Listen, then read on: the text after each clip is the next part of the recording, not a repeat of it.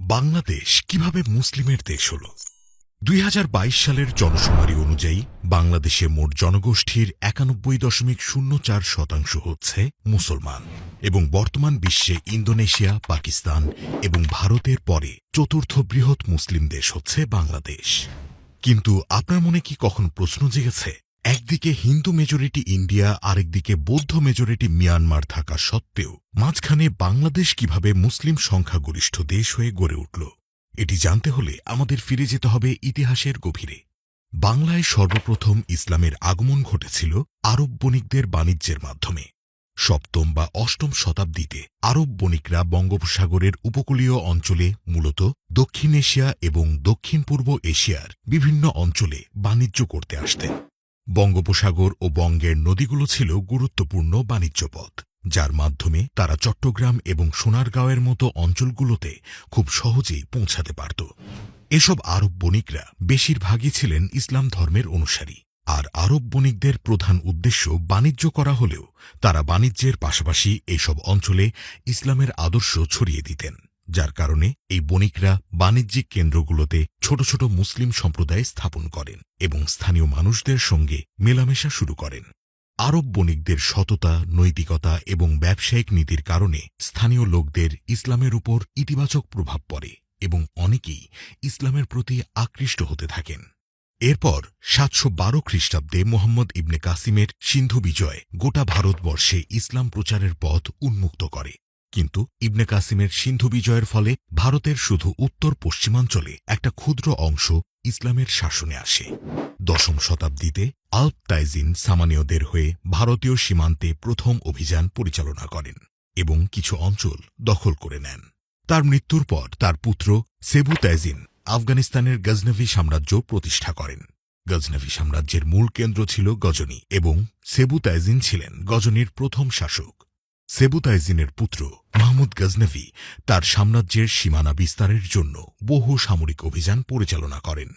তার প্রধান লক্ষ্য ছিল ভারতের ধনী হিন্দু রাজ্যগুলিকে জয় করা এবং লুটতরাজ চালানো। ১০০৮ সালে তিনি হিন্দু শাহী রাজাদের পরাজিত করেন এবং তার সাম্রাজ্য লাহোর পর্যন্ত বিস্তৃত করেন। মাহমুদ গজনভি মোট ১৭ বার ভারত আক্রমণ করেন এবং প্রতিবারই তিনি প্রচুর ধন সম্পদ লুট করে গজনিতে ফিরে যান।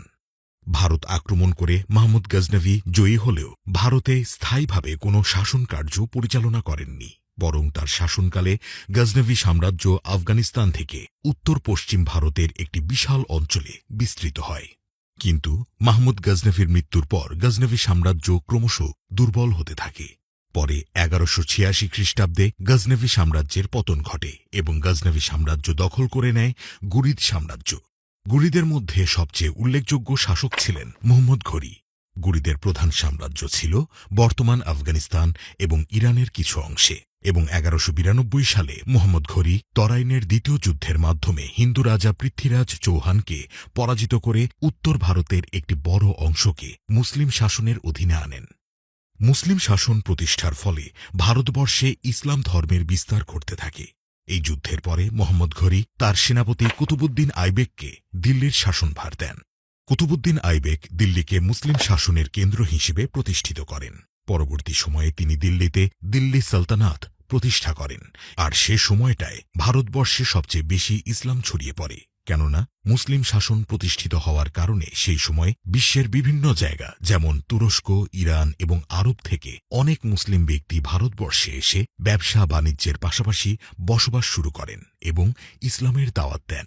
আর সেই সময় বাংলা শাসন করত রাজা লক্ষণ সেন এবং দিল্লি সালতানাতের অধীনে মির্জাপুরের জায়গিরদার ছিলেন বখতিয়ার খিলজি।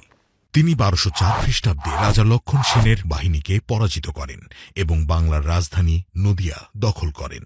এরপর গৌড় দখল করেছিলেন তিনি।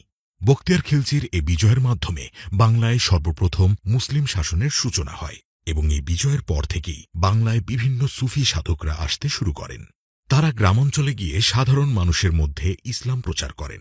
যেমন ১৩০০ শতাব্দীর প্রথম দিকে শাহজালাল রহমতুল্লাহ আলাইহি প্রথম সিলেটে আসেন এবং তিনি সিলেটের হিন্দু শাসক গৌর গোবিন্দকে পরাজিত করে মুসলিম শাসন প্রতিষ্ঠা করেন। তিনি মুরিদ বা অনুসারী নিয়ে সিলেট এবং আশেপাশের অঞ্চলে ইসলাম প্রচার শুরু করেন। এছাড়াও খান জাহান আলী রহমতুল্লাহ আলেহে বাংলার দক্ষিণ পশ্চিমাঞ্চলে আগমন করেন এবং বাগেরহাটের দিকে ইসলাম প্রচার করেছেন। তাঁর জনকল্যাণমূলক কাজ এবং ন্যায়বিচারমূলক শাসন সাধারণ মানুষকে ইসলামের প্রতি আকৃষ্ট করে। তার সময়ে সেসব অঞ্চলে অসংখ্য মানুষ ইসলাম গ্রহণ করেন এবং দিল্লি সালতানাতের অধীনে বাংলা একটি গুরুত্বপূর্ণ প্রদেশে পরিণত হয়। তবে পরবর্তীতে দিল্লি সালতানাত থেকে আলাদা হয়ে সমগ্র বাংলাকে এক করে বাংলা সালতানাত প্রতিষ্ঠা করেন শামসুদ্দিন ইলিয়াস শাহ। কিন্তু ১৪০০ সালে ইলিয়াস শাহের কাছ থেকে বাংলা সালতানাত দখল করে নেন এবং পুনরায় বাংলায় হিন্দু শাসন প্রতিষ্ঠা করেন রাজা গণেশ। কিন্তু ১৪১৮ সালে তার মৃত্যুর পর তার ছেলে যদুনারায়ণ মুসলিম ধর্ম গ্রহণ করেন এবং বাংলার সালতানাতে বসেন। আর এ সময়ে তার নাম পরিবর্তন করে রাখা হয় সুলতান জালালউদ্দিন মোহাম্মদ শাহ এবং বাংলায় ইসলাম প্রতিষ্ঠায় সবথেকে বেশি ভূমিকা রাখেন সুলতান জালালউদ্দিন মোহাম্মদ শাহ। তিনি পুরো বাংলায় শাসন প্রতিষ্ঠা করার পর অনেক হিন্দু ধর্মের মানুষকে মুসলিম করেছিলেন এবং তিনি প্রথম আরাকানকে বাংলার সাথে অন্তর্ভুক্ত করেছিলেন। এছাড়াও তিনি আফগান, আরব এবং মিশরের অনেক মুসলিম শাসকের সাথে কূটনৈতিক সম্পর্ক প্রতিষ্ঠা করেন। এরপর মুঘলরা বাংলা দখল করে নেওয়ার পর রাজধানী করে ঢাকাকে। ফলে পূর্ব বাংলা অর্থাৎ বর্তমানে বাংলাদেশে ব্যাপকভাবে সাধারণ মানুষদের মাঝে ইসলাম ধর্ম ছড়িয়ে পড়ে এবং সেই সময়ে পূর্ব বাংলার প্রচুর হিন্দু ব্যক্তি ইসলাম ধর্ম গ্রহণ করেছিলেন। হিন্দুদের ধর্মত্যাগের পিছনে অন্যতম কারণ ছিল বাংলায় হিন্দু সমাজে জাতিভেদ প্রথা।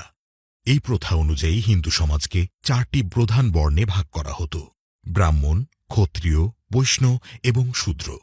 নিম্নবর্ণ বা শূদ্ররা সামাজিকভাবে অত্যন্ত অবহেলিত ছিল এবং তারা নানা ধরনের শোষণ ও বৈষম্যের শিকার হতো। আর পূর্ব বাংলা অর্থাৎ বর্তমান বাংলাদেশে এই নিম্নবর্ণ অর্থাৎ শূদ্রদের বসবাস ছিল সবথেকে বেশি। এরপর তাদের ওইখানে যখন ইসলামের ধর্মের দাওয়াত নিয়ে যাওয়া হয় তখন তাদের সামনে ২টি রাস্তা থাকে: ১. জাতি বৈষম্যের শিকার হয়ে হিন্দু ধর্মে থেকে যাওয়া, ২. নতুন ধর্ম ইসলামে কনভার্ট হওয়া, যেখানে সমাজের নিম্ন শ্রেণীর মানুষদেরও যথেষ্ট সম্মানের চোখে দেখা হয়। স্বাভাবিকভাবেই পূর্ব বাংলার নিম্ন শ্রেণীর অনেক হিন্দু ইসলাম ধর্মে কনভার্ট হয় সে সময় এবং পূর্ব বাংলার সাধারণ মানুষের কাছে ইসলাম ধর্মের ছোঁয়া দ্রুত ছড়িয়ে পড়ে। এরপর ব্রিটিশ শাসনের সময়ও বাংলায় মুসলিমদের সংখ্যা বাড়তে থাকে, কেননা এই সময় ভারতের উত্তর অংশ থেকে একটা বিশাল মুসলিম জনগোষ্ঠী বাংলাতে চলে আসে এবং সর্বশেষ ১৯৪৭ সালে ভারতবর্ষকে হিন্দু ও মুসলিম জনগোষ্ঠীর ভিত্তিতে ২টি দেশে পৃথক করা হয় এবং জন্ম হয় ভারত ও পাকিস্তান নামে ২টি আলাদা দেশ। পাকিস্তানকে ২ অংশে বিভক্ত করা হয়: পাঞ্জাব, সিন্ধু, বেলুচিস্তান এবং উত্তর পশ্চিম সীমান্ত প্রদেশ নিয়ে গঠিত হয় পশ্চিম পাকিস্তান।